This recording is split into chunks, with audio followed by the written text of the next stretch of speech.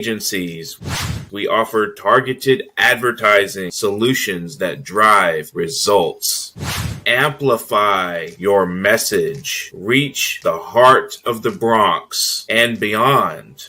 Our platform connects you to the community. Learn more. Email info@bronxpost.com or call 718-892-5555. Visit www.bronxpost.com for breaking news and updates. Bronx Post. Changing the reality. Changing the narrative. Welcome to Talking Politics. There were people who thought I retired. I just took a extended vacation, and I'm back. As you know, I am a reporter for the Bronx Post and the Parkchester Times. As both like this show, a part of Parrot Media Corporation. I also contribute to the Co-op City News. I have a blog at www.100%.blogspot.com and Facebook pages 100% and what is going on with your local community board. And now there's a new Facebook page, Talking Politics. The views expressed on the show are that of the host, any guest, anyone commenting at the bottom of the screen, and not necessarily that of Parrot Media Corporation. On to a weather report. Today, Friday, we began the day at 8 degrees, and today's high is not expected to get higher than 20 degrees. As we enter day 7 of this deep freeze, which is expected to last till about Wednesday, actually Monday, when it gets above freezing. Saturday, the high is expected to get no higher than 22, while Sunday, for the Indian Village Alliance and Morris Park Community Association Penny Social, the high outside will be 25, but much hotter inside.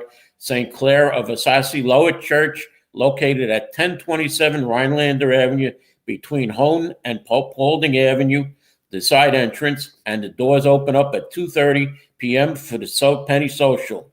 On Monday, the high gets above freezing, barely at 33, but goes back down into the 20s at night. Now, my guest today is Miss Rochelle Mandina, who is the co-president of the Women's Republican Club of the Bronx. And can we bring on Rochelle, Mr. Producer? Because there was a meeting last night of the Women's Republican Club that she is the co-president of. Rochelle, are you here? And I want to find out how that meeting went. Can we bring Rochelle on, Mr. Producer?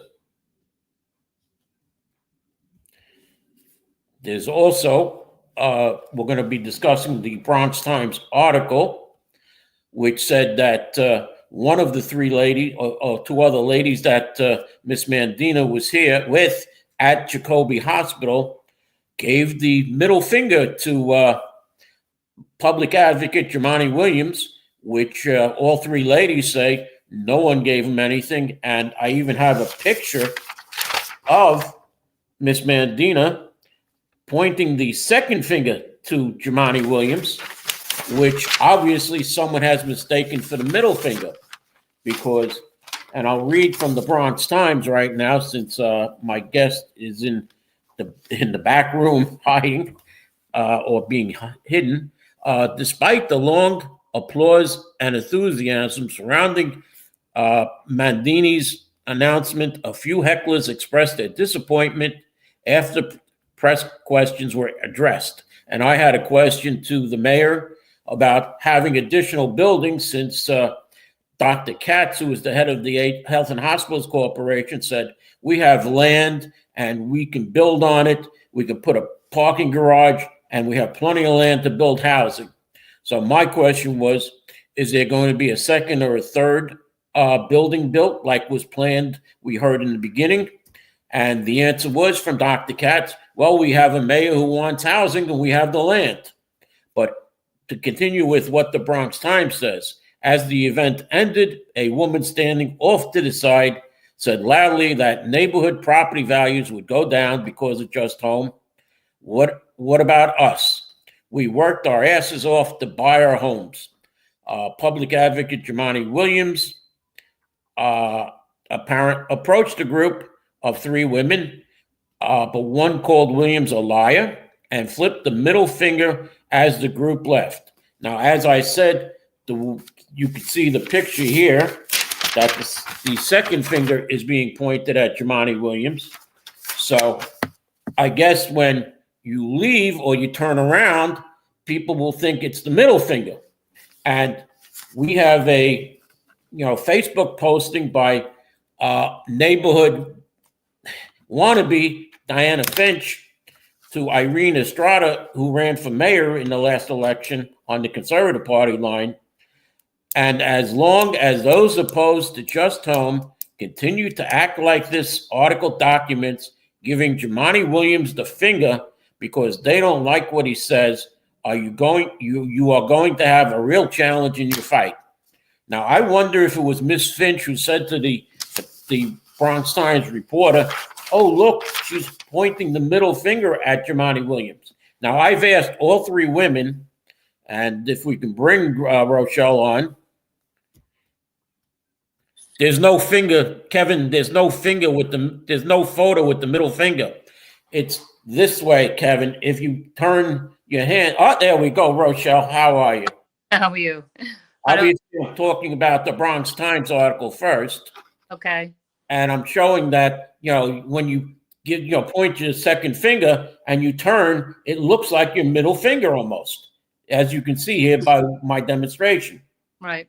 And Kevin Diola is waiting for the picture of the middle finger. Now, I spoke to you and I spoke to the other 2 women, and the answer was? There was no middle finger ever stuck at Jumaane Williams. Somebody lied, and I am in contact with the Bronx Times because I told them they need to correct that. That's a lie told about me. I never said anything disrespectful to him, and I never what they said. I said that he was a liar. I never said that to him, and I never put my finger up to him. People are always on the attack, trying to make things up to try to make us look bad. It's a constant barrage of attacks. Now, you also so has the Bronx Times done anything for you? Have they printed a retraction? I know that this picture was online, and it's still up there from when I checked last. But yeah, well, they haven't done anything. I called back earlier today, and they said they would get back to me. So far, I haven't gotten anything, any kind of positive answer from them or a retraction or anything. Well, their paper should be coming out. They go to press on Thursday. So if there was a retraction, it should have been printed this week, coming. And I get the Bronx Times, so I'll probably get it Monday because we're late on the mail. Now, you're the co-president of the Women's Republican Club of the Bronx, and you had a meeting last night of the club. And tell us what happened. I see from pictures it seems well attended. I'm very sorry I couldn't make it. My car is snowed in. I'm going out after the show to clear it out if I can. But tell us about the meeting last night. Yeah, it was fantastic. We were a little concerned due to the weather. There were a few people that were unable to make it because of that, or they're concerned about parking. But it was well attended. We had our Irene Guanil, she's running for Assembly District 82 speaking, and Sherry Olivo, who's running for Assembly District 86. And then we had a special treat. I'm sure you know that Michael Henry has dropped out of the Attorney General race, and now we have a wonderful lady named Saritha Kamatareddy, and she was fantastic. Very intelligent woman with great ideas, and I hope everybody gets to hear her speak because she really nailed it. And she would make a great attorney general to fix all the issues that we have in that department in this state. Now, in case people don't know, the 86th Assembly District is the west side of the Bronx, below Fordham Road, going down in towards Yankee Stadium. And the 82nd Assembly District is the Throgs Neck area going up into Co-op City. And one thing the incumbent, Michael Benedetto, is going to have a problem with is he alienated parkland so a casino, hotel, and parking garage could be built. And did she say anything on that? No, I think it was more about an introduction to who she was and what her goals were. And she took a few questions from the audience that did not come up yet, but that's just the first of, we will have her back and discuss more in detail. And what is in the future of the Women's Republican Club? What can we see coming up? I think we're going to focus this year mostly on the candidates that are running. We need to fight hard to gain any traction. So I think that's going to be the main goal, and we'll always try and include some community service-minded issues. Yeah. Now, I put a plug in for the Penny Social that Sunday. Would you like to say a little more about it? Yeah, it's very well attended. This year we have double the amount of people coming, and it's a fundraiser for the fight that we have against Jacoby Hospital, Rikers Island 1900 project. We have filed a lawsuit against the city due to improper actions they have taken in regards to, their progress of it. So anything we make goes to our legal fund. And where it's being held at a new location. It used to be held at the Morris Park Community Association, which can only hold about 150 people. So where is this being held Sunday? It's going to be at St. Clair Rassisi on Rhinelander Avenue in the lower church. There's a much bigger space available, so we were able to, fit more people, and it's a fun event, very fun.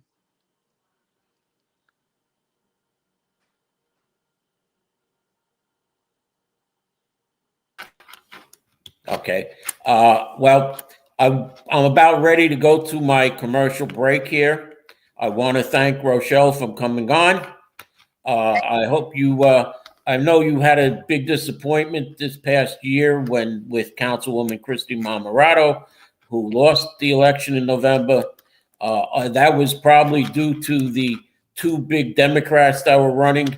You had our current mayor, Madami, who brought out a lot of people, and you had Andrew Cuomo running. So you had two big Democratic people running for mayor, and in a 5-to-1 Democratic area, it just wasn't right, with all the Democrats that were brought out to vote for either Mandami or Cuomo, that unfortunately this area, the 13th Council District, lost a very good person, a very good councilwoman, Christy Marmorato, who was very much into the community. I will say that Shirley Aldebal, the new councilwoman, has finally settled into the office that she has. She's going to have to fix a broken window, unfortunately. Some people say that a rock was thrown through it. My belief is that when they changed the awning on the name and the awning, that the ladder went through the window. So that's my feeling. If it was a rock, I'm sure the police would have said something. Exactly. And Kevin, any other final words, Kevin, before we go to break? Otherwise, I want to thank Rochelle for coming on. Oh, here we go. Or maybe the incumbent legislation. Kevin, yeah. I do want to say one thing, though, that our streets have not really been cleaned. Only Morris Park Avenue, we saw yesterday pictures of Morris Park Avenue being cleaned. And why would Morris Park Avenue be cleaned? It has a bike lane on it. And this morning, Mayor Mandami sent out a press release that streets are going to be cleaned, and he mentioned bike lanes. and the city has bought special trucks that'll clean bike lanes because they're smaller trucks with smaller plows, which one turned over yesterday. Well, Kevin, we'll have to find out from the councilwoman. She's going to be the one who knows. And I'm sure if it was a rock, it would have been said already. Okay, so let me thank Rochelle for coming on. And let's go to a break right now, Mr. Producer. Thank you for having me. Thank you, Rochelle. You're great to have you. Thank you. Imagine a media platform that reshapes the conversation, empowers your voice, and redefines the Bronx community. Bronx Post, changing the reality, changing the narrative. For businesses, politicians, and government agencies, we offer targeted advertising solutions that drive results. Amplify your message. Reach the heart of the Bronx and beyond. Our platform connects you to the community. Learn more. Email info@bronxpost.com or call 718-892-5555. Visit www.bronxpost.com for breaking news and updates. Bronx Post, changing the reality, changing the narrative.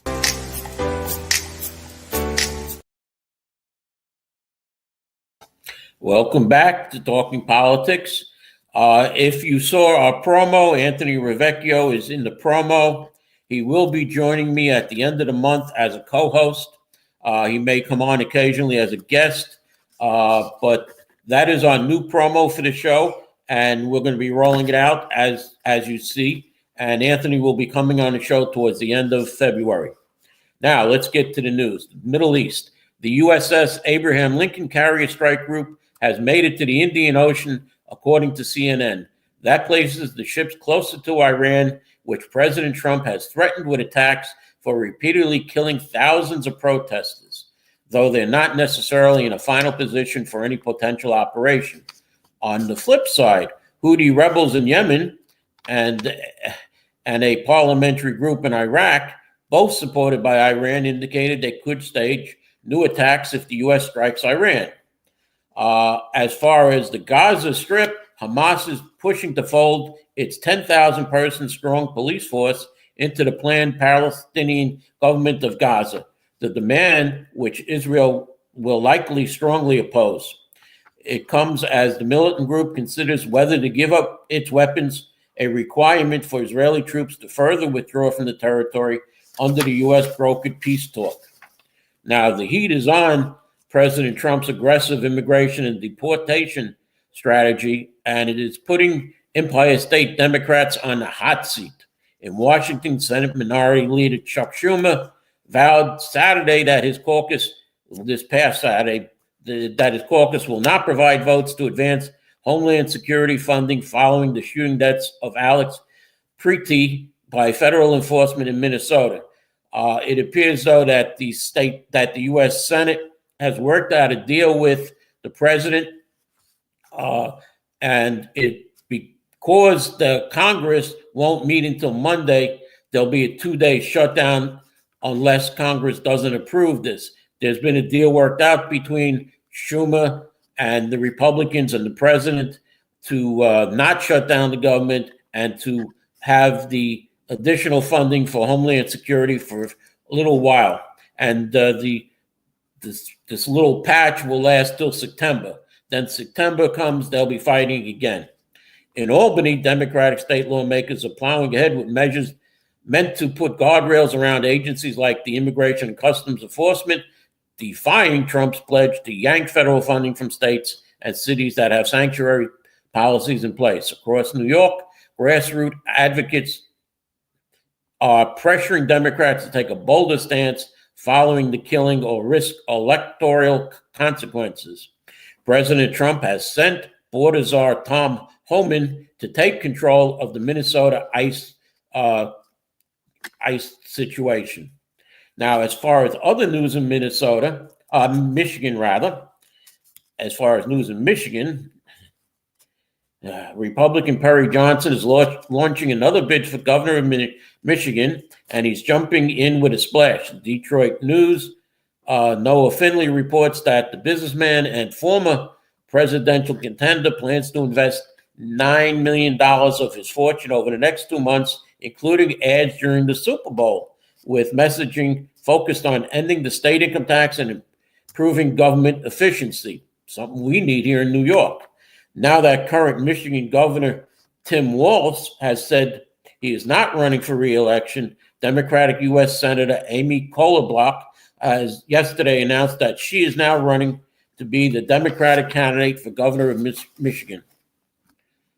New York, though, is on track to lose 2 seats in the House of Representatives after the 23rd census and reapportionment, as population growth in several Democratic-leaning states lags far behind the rest of the country. Here in the Bronx, we once had over 1.4 million people, and we are under 1.4 million people. So we've lost almost about 250,000 people here in the Bronx. Queens Borough President Donovan Richards turned down Governor Hochul's proposal for lieutenant governor's job. Sources also confirmed that State Senator Jamal Bailey, the Bronx Democratic Party leader and chair of the Senate Democratic Conference, declined the governor's offer as well. Hochul's list of potential running mates now includes Walter Mosley, New York Secretary of State, Brian Cunningham, Brooklyn State Assemblyman, and it appears that Eric Gonzalez, who was on that short list, the Brooklyn District Attorney, has turned down the governor also. Meanwhile, Lieutenant Governor Antonio Delgado offered blunt advice for whoever takes the job next. If she makes any promises, get them in writing. Now, Kathy Hochul has proposed a $260 billion budget for the state, Senate, and Assembly to consider, amend, and adopt for New York's 2026-2027 fiscal year, touching on a whole range of activities and programs for state residents, parents and children, suburb riders, college students, adult students returning to college, cigarette quitters, farmers, and servers among those who could be impacted by the decisions the governor and state legislature makes. The budget is supposed to be adopted by April 1st, and here are some of the highlights of what it means to you under Hochul's proposed income tax rates frozen.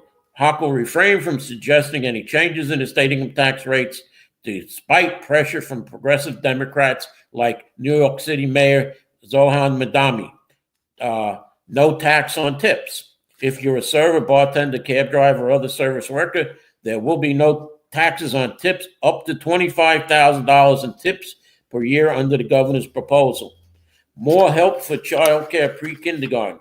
If you need childcare pre-K, you will get a bigger, better tax credit to cover your costs, and your school district can get more money to expand available seats. One of the key proposals is to increase the state tax credit for children 4 to 16 years old from $330 to $500. There will be no college tuition hike. So if you're at a state university of New York 4-year college, your tuition is frozen. There's help to resume higher education, thinking of returning to school to get a degree through what's called the Opportunity Promise Scholarship. The state will waive your tuition if you attend a community college to pursue a first-time associate degree in high-demand occupations, which include nursing, teaching, cybersecurity, engineering, and green and renewable energy.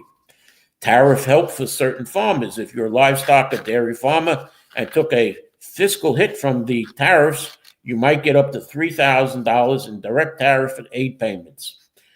Bigger tax on nicotine pouches. Trying to quit cigarettes by using nicotine patches, Hochul wants to apply the state's 75% excise tax, which is on cigarettes, to nicotine patches.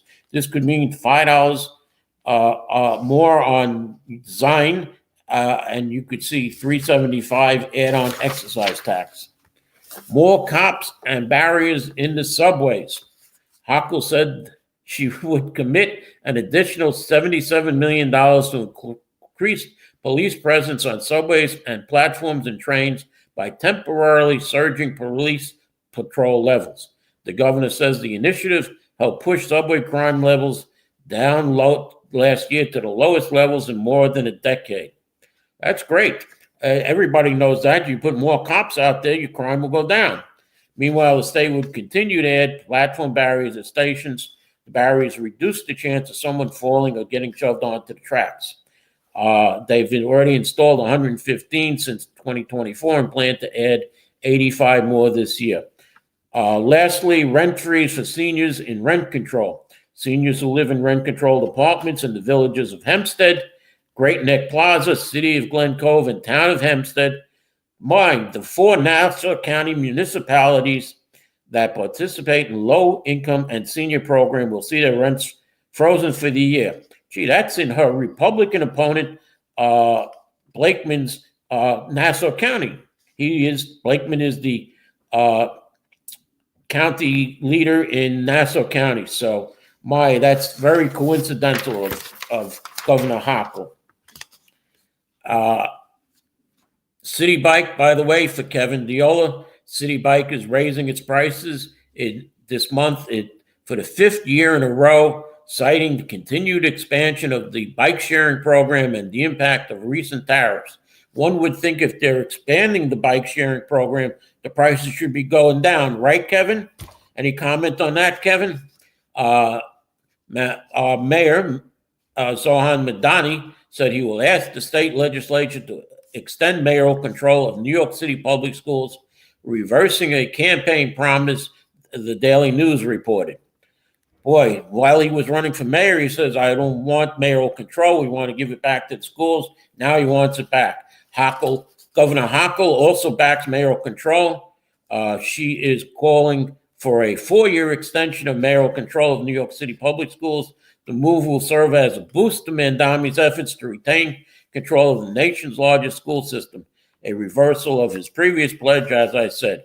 And it comes as conversations on mayoral control set to expire June 30th kick off.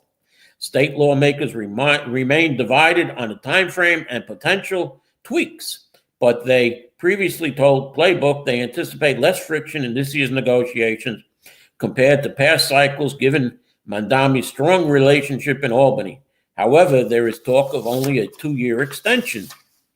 In the past, that's what they've done. They've given 2-year extensions. It is my belief as a former parent leader, all the way up to the Chancellor's Parent Advisory Council, mayoral control has not worked.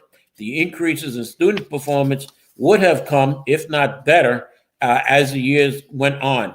It's been noted that city schools are still not meeting the state legislature's guidelines, and that's why little Johnny can't read. Let's go to the city council vetoing, I should say overriding mayoral vetoes. New York City Council Speaker Julie Menon said that the council overrode 17 vetoes yesterday, giving new life to a flurry of measures former Mayor Eric Adams sought to kill in the final hours of his tenure. But she's also letting 3 other of his vetoes stand. The vetoes that are standing will be one measure that won't become law is the Community Opportunity Purchase Act, also known as COPA or Intro 902B, which would have given certain nonprofits and local housing preservation groups the first chance to purchase distressed apartment buildings up for sale. Another bill that wasn't overridden is Intro 1433A, which would have required a minimum percentage of newly built affordable housing financed by the city to have 2 or 3 bedrooms. And the third bill, Intro 1451A, would have granted the Civilian Complaint Review Board direct access to body camera footage instead of getting it through the New York City Police Department. All except COPA passed last year with a veto-proof majority. While the bills passed the city council at the end of 2025, 8 new members took office in the new year who had not previously voted on the legislation. All were subject to furious lobbying over the past few weeks as they decided which bills they will be willing to override. Override vetoes need a 2/3 majority to pass or 34 votes in a 51-member council. A measure to raise the cap. Some of the vetoes that were overridden was a measure to raise the cap on street vendor licenses, another to prohibit immigration authorities from keeping an office on Rikers Island, and one seeking to ban the wrongful deactivation of for-hire vehicle service drivers are among the vetoes that the council overthrew. For the complete list of the 17 mayoral veto overrides, check my blog at www.100%.com. Pardon me, www.100%.blogspot.com for the under the title New York City Council votes to override vetoes from the former mayor in the archive section of the blog on the left side. And it looks like I am out of time. I had another piece of to talk about the DSA, which is Democratic Socialists of America. I will just say that the New York chapter of the Democratic Socialists of America announced that it is endorsing Daraliza Aviela Chavlier, a community organizer from Harlem, who is looking to unseat Representative or Congressman Adriano Espiat in the 13th Congressional District. Well, it looks like you're going to have a fight on your hands, Adriano. And with that, I'm going to say goodbye. Welcome back. See you next week right here on Talking Politics on Parrot TV. Thank you for watching. Imagine a media platform that reshapes the conversation, empowers your voice, and redefines the Bronx community. Bronx Post, changing the reality, changing the narrative. For businesses, politicians, and government agencies, we offer targeted advertising solutions that drive results. Amplify your message. Reach the heart of the Bronx and beyond. Our platform connects you to the community. Learn more. Email info@bronxpost.com or call 718-892-5555. Visit www.bronxpost.com for breaking news and updates. Bronx Post, changing the reality, changing the narrative.